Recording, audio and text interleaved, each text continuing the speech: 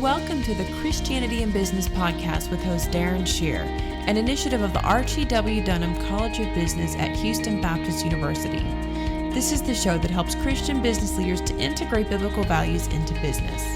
You can get more information about the HBU Center for Christianity in Business and sign up to receive free access to all 5 issues of the Christian Business Review Journal by visiting our website at christianityinbusiness.com. On today's episode, we'll be discussing proven strategies for discipling next-generation business leaders, and we're joined by Danita Bai. Danita is founder and CEO of Sales Growth Specialists, which is a leadership and sales development firm that partners with business owners to improve sales performance as part of their growth strategy. And she writes a leadership blog at danitabai.com. That's DANITABYE.com. Check the show notes for the link and click through and get tips, tools, and talk tracks for those who mentor emerging leaders. And she's committed to the development of next generation leaders. She serves on the board of directors for 2 private Christian universities and the North Dakota Economic Development Foundation. And she's the author of the new book, Millennials Matter, Proven Strategies for Building Your Next Generation Leader. And that's going to be the subject of our talk today. Welcome to the Christianity and Business podcast, Danita. Delighted to be here. Thanks for the invitation. So tell us, what are some of the biggest misconceptions people have about the millennial generation? Well, it seems to me that millennials get a bad rap in the press. It's as if the entire generation gets labeled as narcissistic and entitled and living in their parents' basement. And in reality, there is a group of millennials, just like there's a group of maybe Gen X and baby boomers that fit into that category. But that does not define the entire generation. And they are different. We're raised in a different culture, but different does not mean that it has to be bad. In fact, that difference potentially can be a strength in many areas. So as a friend of mine says, because millennials matter to God, they should matter to us. Yes. They should matter to us. And so my passion, my goal is really to energize and equip leaders, Christian business leaders, leaders with strong moral character, to step up to the plate and to see the incredible stewardship responsibility before them to mentor this generation. So they get a bad rap in the press. That is not the case overall. And even if they are narcissistic, entitled, and everything else, as followers of Jesus Christ, as leaders and elders, we've got to step up to the plate and disciple and work with this next generation. If you had to really distill it down into the most fundamental difference between millennials as opposed to, say, their parents, or, what would that difference be? You want just one? Well, is there something that or maybe 2 or 3, but really, because, there are a lot of different, there's the on-demand, and a lot of it is driven by technological advances that Yes. millennials are inundated with. And so there's a lot of that influence is coming into play. But what would you say would be that one of the, or maybe just a couple of those core differences? Yeah, absolutely. So one is technology.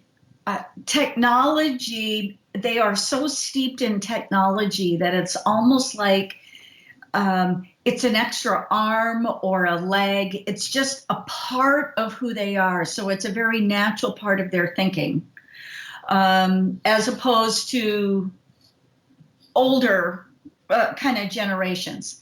And that gives them some advantages in multiple areas. So number one is technology. Number two is their desire to, desire is the wrong word. It's their need to be seen as an individual. So for the most part, millennials hate being put into the category of millennials. Because they want to be seen as an individual and recognized as an individual. So that's number two. Number three, I think this is an amazing statistic.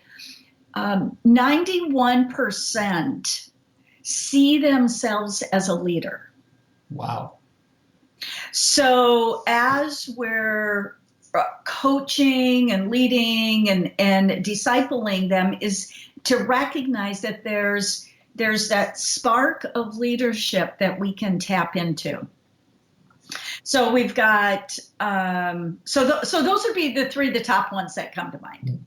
I think I've never heard that statistic before. And I think if our listeners take nothing else away from this, I mean, that is a game changer. I mean, how does that in and of itself, 91% of millennials see themselves as a leader, whereas it seems like a lot of the leadership books coming out in the 80s, 90s, it's like every introduction to those books says, okay, now make no mistake about it, you are a leader. So it's like you have to kind of talk people into seeing themselves as leaders with the previous generation, and yet that's a foregone conclusion for millennials. Absolutely. They are leaders. And you know, it's a great question, Darren. I don't know where that came from. I think part of it has come from our parenting, that in parenting this generation, for the most part, we have given them just constant praise and recognition. And so as they've been parented like that, now when they go into the workforce, that's what they also are expecting. And I would submit that that's how they're going, that's how they thrive. So my area of specialty has been in building high performance sales teams. And one of the keys to building and nurturing and instilling and leveraging and maximizing a sales organization is to see their strengths and to leverage those, to be able to expect great things from them, and they will live up to those great things.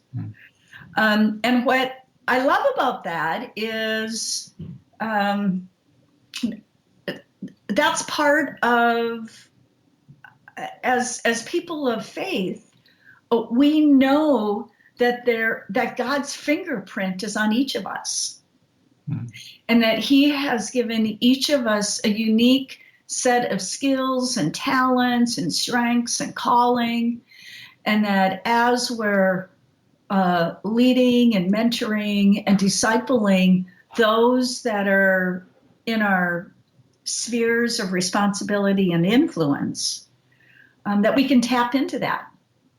So how does that affect? I mean, I'm so stuck on that statistic, and it makes a lot of sense because our culture today seems to be, to the point of obsession with leadership and the idea of leadership, and don't be a manager. We don't want to be managers. We want to be leaders, right? And I think the next generation has really latched on to that idea that if you want to be significant in life, you need to be a leader. So it's almost as if leadership, being a leader, is synonymous with I'm independent and significant.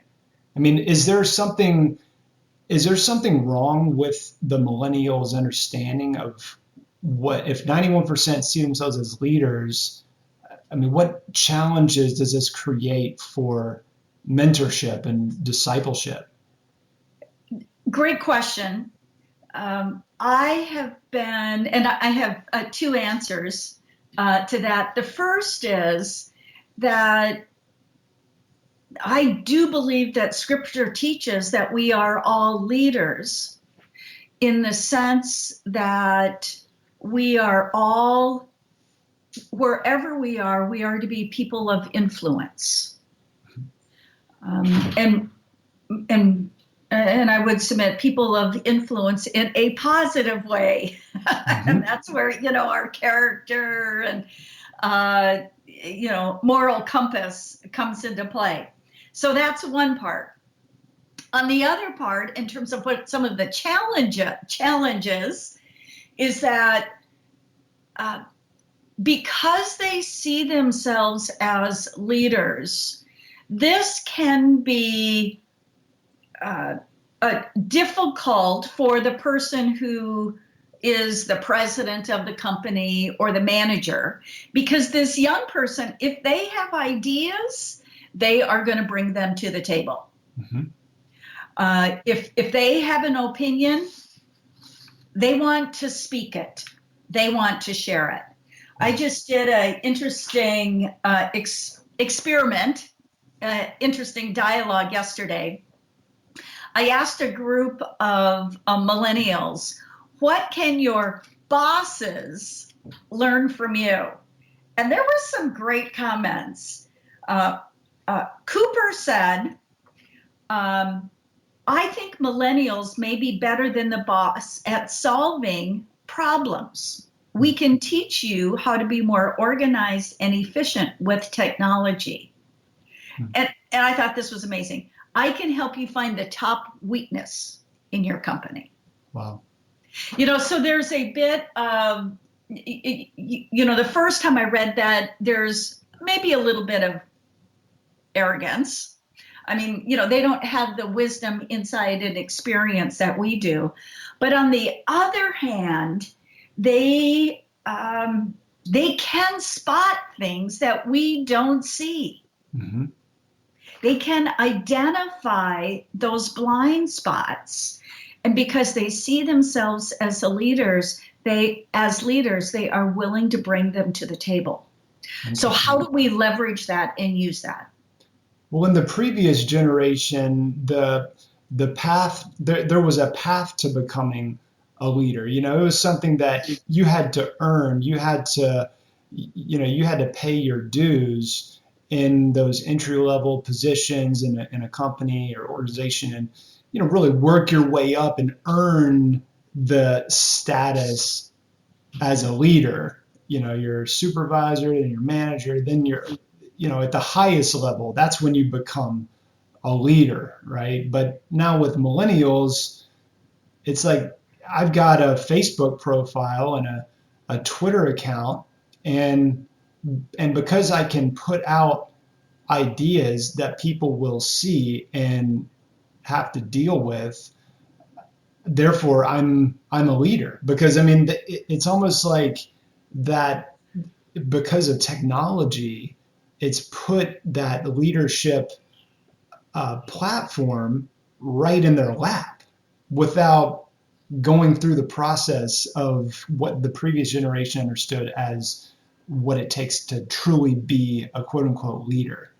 Mm-hmm. So as we look at best practices for business owners and managers, one of those best practices is that you provide lots of opportunities for personal growth, professional growth, to enhance their leadership ability and their understanding of leadership. Mm-hmm. So what I see and what I'm hearing is yes, they see themselves with leaders, and because of that, not all of them, but many of them are hungry and open for leadership experiences and a leadership conversation. And I often will switch that from, or use it interactive, leadership and empowerment. And as in building high performance sales groups, you want your people to be empowered. You want your people to be creative and innovative, and to bring new ideas and new solutions to the table. So from my perspective, I really see this desire for leadership as something that as business leaders we can tap into and start to leverage in multiple spheres. Right. So tell us some more about your personal experience with discipling next generation leaders, and where you really sense a calling to dive into this. So I'll tell a little bit of a longer story here. We all know how we can have some of those events in our life that seem to be disconnected, but in reality, God is getting our attention and fine-tuning minimally. Sometimes he's redirecting us, but many times it's just kind of fine-tuning our direction. And I'd had a number of experiences, which I talk about in Millennials Matter, where I was invited to consider exploring the option of being president of a private Christian university. And the Holy Spirit just awakened me to the incredible stewardship opportunity that we have, that in those, especially people in those positions, to raise up a generation of people with a high moral character that can go out into the marketplace and out into the business world. So I was super excited for 30 days. And one of the things that I've learned about myself is I can be excited about a lot of things for 30 days, but what happens on day 31? Right. And on day 31, it for some reason, was no longer of interest to me. That Saturday, I was having a phone conversation with my son, Weston, who had just attended the Willow Creek Leadership Conference. And I was just debriefing, talking about how are things going? What'd you think? And he was talking about, this person said this person said that, in his kind of a happy-go-lucky way. And then he said, "Mom, I have a message for you." And it was as if through the airwaves, his eyes locked with mine, and the whole world stopped. And he said, "Mom, you must prioritize passing your leadership wisdom and insight onto the next generation." Wow. And I was stunned, because this went like right to the core of my being. And then, of course, he says, "Hey, gotta go, Mom," and he's off with his other friends doing whatever they were doing that day. But that was really continued to just resonate with me. A couple weeks later, I sat down with him. And I said, first of all, thank you for sharing. I got it. I heard it. But let's be real. In today's world, you have YouTube and you have brilliant talking heads all over the place at the touch of your fingertips 24/7. What in the world could I, a baby boomer, provide? I says, I don't get it. And he said, Mom, yes, there are a lot of great talking heads out there. There are a lot of great influencers. But what we're missing is people who can walk along with us and to help us to figure out what this really looks like when the rubber meets the road. Mm-hmm. For example, we know we're supposed to live out our faith at work. We know that. Yeah. But what in the world does that look like in the middle of sales calls and in the middle of meetings? What does that look like?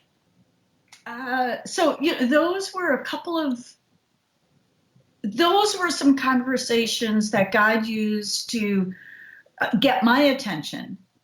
Wow. And yeah. to a great extent, the millennial generation, I mean, as I look at it, as we were talking before, I'm kind of on the tail end of the millennial generation, kind of, beginning of the Gen Xers and 35, yeah, Bridger, yeah.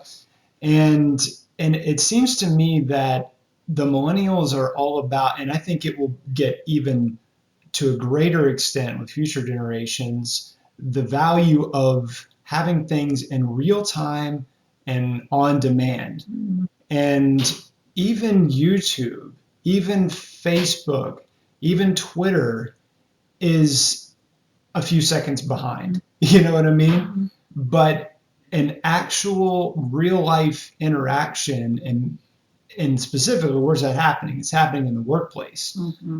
to where it's something that is literally happening in real time in that moment. That is a growth opportunity.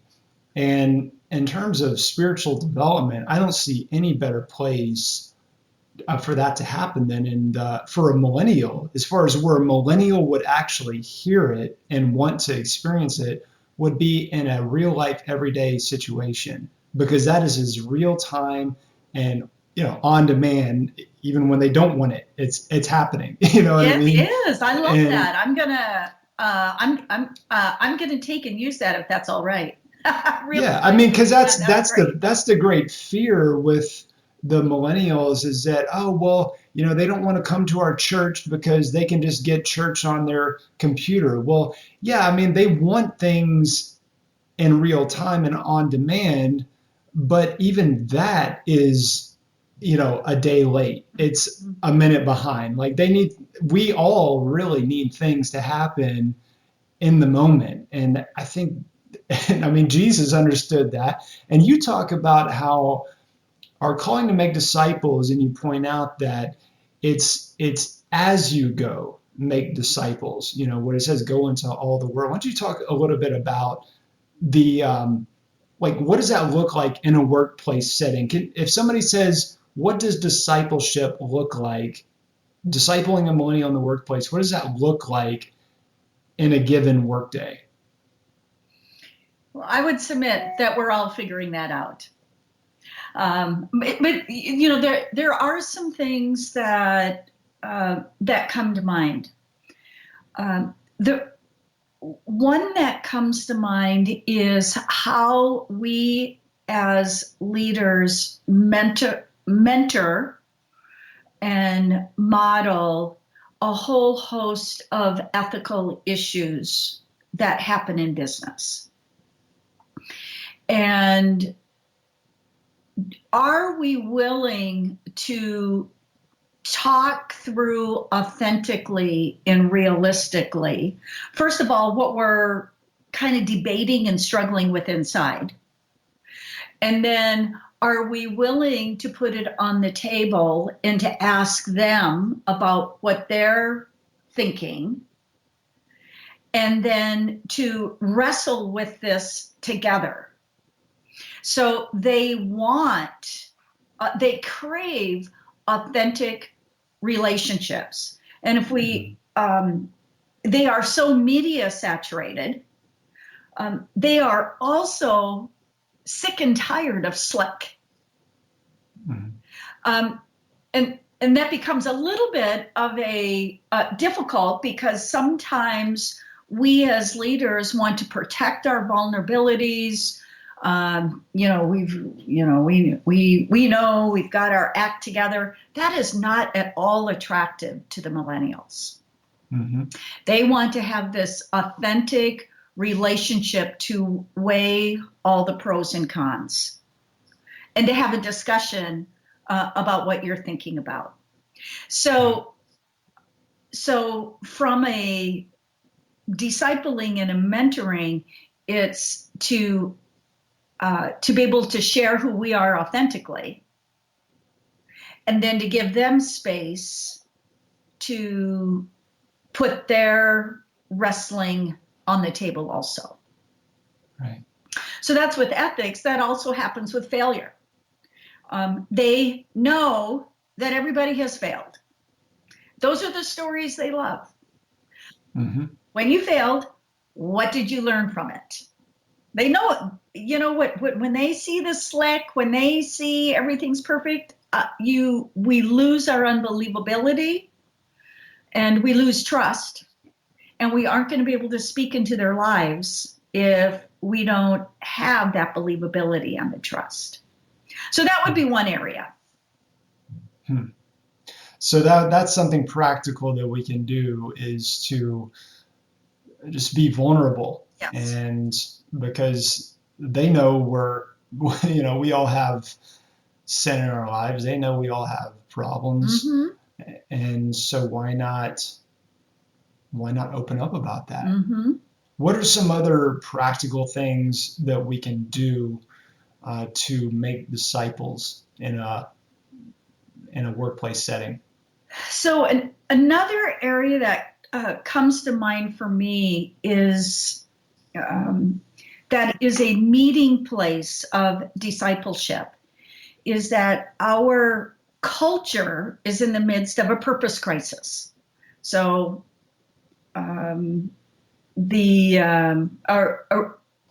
Rick Warren's book, The Purpose-Driven Life, I mean, that has sold how many millions? Because we have a purpose crisis. That's with the millennials also. So they are looking for leaders and looking for companies that can clearly cast vision on the why and how of doing the business.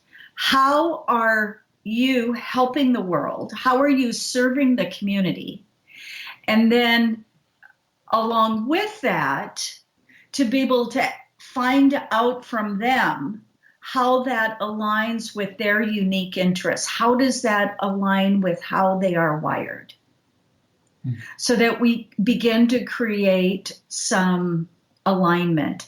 And I believe that that is part of discipleship, because we are inviting them in the discussion to see how God has uniquely wired them and created them. Yeah.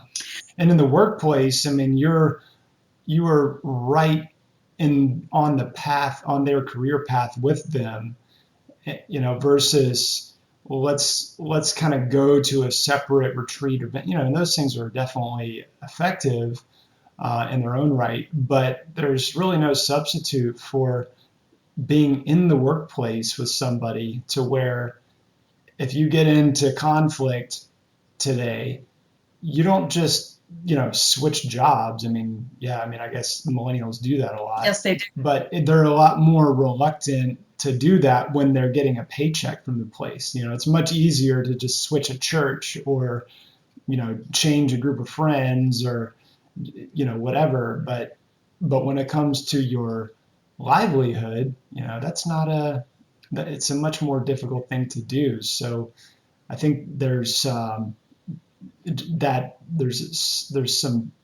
permanence of a workplace that isn't really, it's really unlike just about anything else in that millennial's life. Yeah, it's interesting because they they have high expectations of leaders. And as I look back to some of the older generations, there's been lots of talk about leadership and, how important it is. But other generations gave their leaders a little bit more grace than the millennials give. So I see this as a place for us as leaders to really raise the bar on our leadership skills. So we know it's important to cast vision. I mean, we've been hearing about that for as long as there has been leadership literature being written. And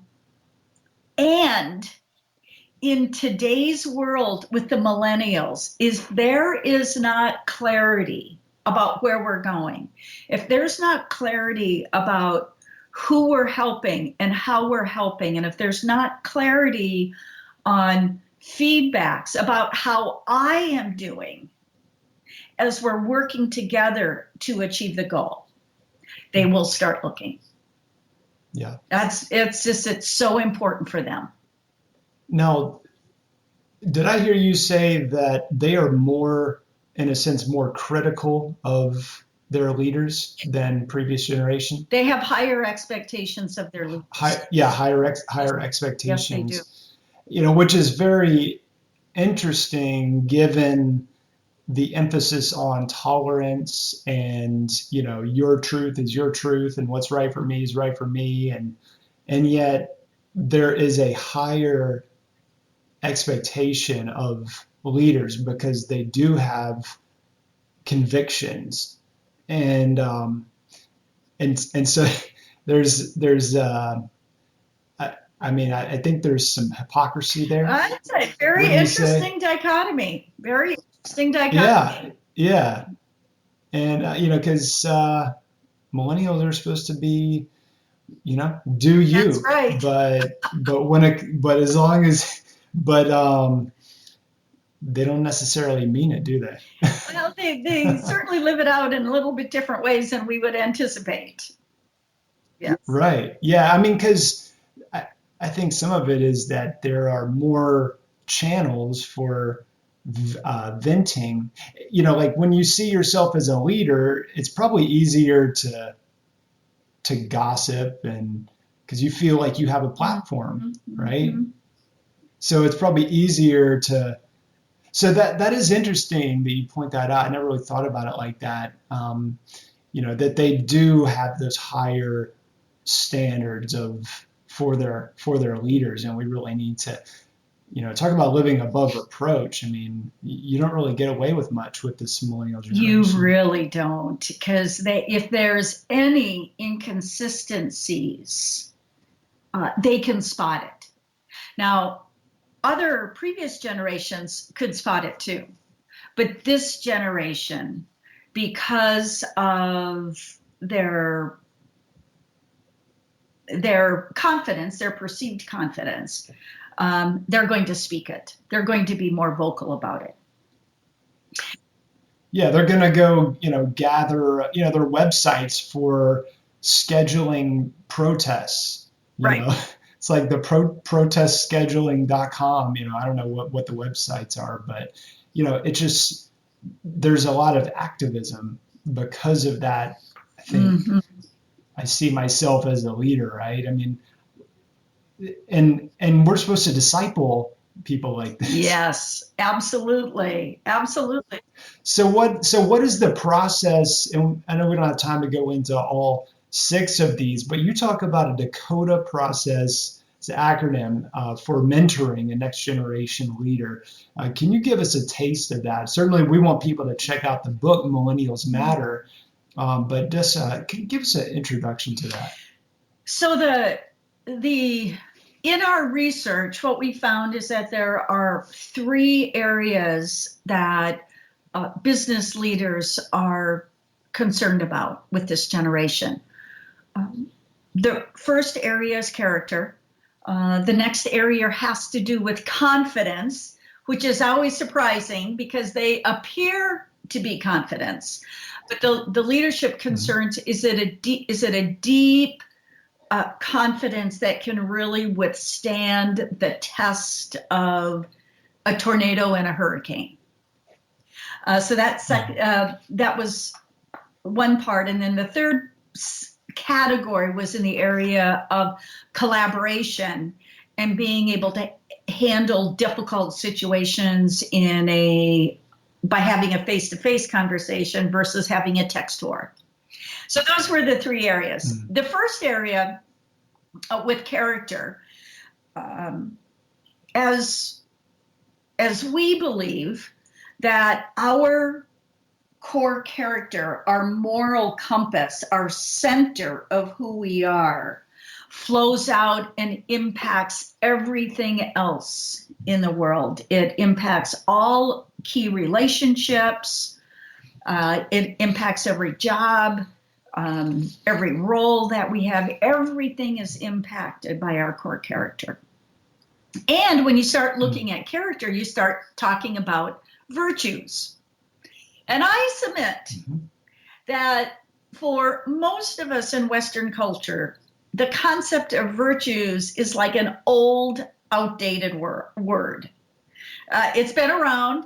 It's one of those ancients that has stood the test of time, but it doesn't necessarily translate into everyday practical to-dos or to-bes in today's business world. And so I took those virtues and put them into a concept that works for me called Dakota. And the D stands for determination. As leaders, we're always building resilience. And that's one of the things that God is doing within us, is always building resilience so that we can stand the test. Awareness, to become increasingly aware of emotionally the people who are around us, to become aware of who we are so that we can act wiser in any given situation. Knowledge has to do with knowing that moral compass and being able to wrestle with ethics and making wise decisions. Being optimistic as you look through the cardinal virtues, you have hope. And there's lots of things that are wrapped up in hope, but one of them is having a positive vision for the future and having a positive outcome. Trustworthiness, critical as part of our core character. And then finally, accountability. So those areas, for me, was able to take this kind of nebulous concept of virtues and to break it down into something that's uses today's words that we can actually have a conversation with a millennial about. Yeah. And when they're holding leaders to a higher standard, these are the standards that they're holding those leaders to, regardless of their religious affiliation or no affiliation. This is what they want. They want that for themselves. They want that for the people they work with. And like George Washington said, it's impossible to rightly govern without God in the Bible. And the only way you're going to get this stuff is from the Bible, through a relationship with Jesus, through the Holy Spirit. And so, as Christians, who's in a better position to mentor the next generation than Christians in the marketplace. This is phenomenal material. Millennials Matter is the book. Subtitle is Proven Strategies for Building Your Next Generation Leader. And you can get that at danitaby.com and DANITABYE.com. danita.com. Go and check that out. Anything else you want to say about what is offered there at the website, Danita? One other thing at the website, this is very important. When you go there, there will be a banner at the top that says complete this 2-minute millennial survey. And then you will receive a autographed complimentary copy of the book from me. What? Yes, absolutely.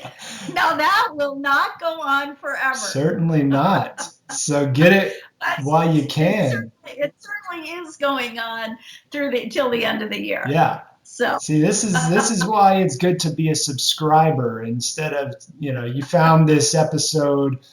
Some of you are listening to this right now a year later because you saw it on Google or something like that. But, those of you who are subscribers, you're getting this in real time. So go and get that offer. That's amazing. Danita, what would be a parting piece of advice you could leave with our listeners today? This is actually a challenge and an exhortation, Darren. I believe that our stepping up to the plate to mentor this millennial generation is actually a test of our generation. David says, and even when I am old and gray, and of course most of us or many of us are not old and gray yet, but he says, do not forsake me until I declare your strength to this generation. So I see this as our stewardship responsibility is to be intentional about the millennials that are both in our spheres of responsibility as well as our sphere of influence. And to have a more intentional engagement with them. And I do include this in Millennials Matter because this is a message that I received from the Lord a number of years ago. And I believe this is not just a message for me. I believe that this is a message for all of us as we are looking to expand our influence and looking to be more bold in the areas that God is calling to. And this is how I'd like to close. It's a short reading and it's called The Calling. It goes like this. I am calling you. I am anointing you. I am setting you apart for a divine plan. Rise up and walk in it. Behold, I make all things new. Turn your back on your old ways. I open new vistas and new opportunities. Walk in confidence. Rest in my calling. Wow. And that is my hope and prayer for all of us, that we will know God's anointing on our life and we will walk confidently in that. So good, so good. Danita, thank you so much for this inspiration and for sharing your expertise on the show, and certainly challenging to all of us to go out there and to be more intentional and be more informed and spirit-led about how we're making disciples and mentoring the next generation. May God continue to bless this book. Everybody go out and get it, Millennials Matter. You can get it at barnesandnoble.com, amazon.com, go to danitabuy.com to get that offer. If you're one of the early listeners to this, perhaps it might still be available for you. But thanks again, Danita. Thank you so much. I appreciate the opportunity to be here. We hope you've enjoyed this episode, and if so, we would greatly appreciate it if you would leave us a quick rating and review for the Christianity in Business podcast on iTunes. You can get more information about HBU Center for Christianity in Business at christianityinbusiness.com. Thanks for listening, and remember to keep integrating biblical values into your business.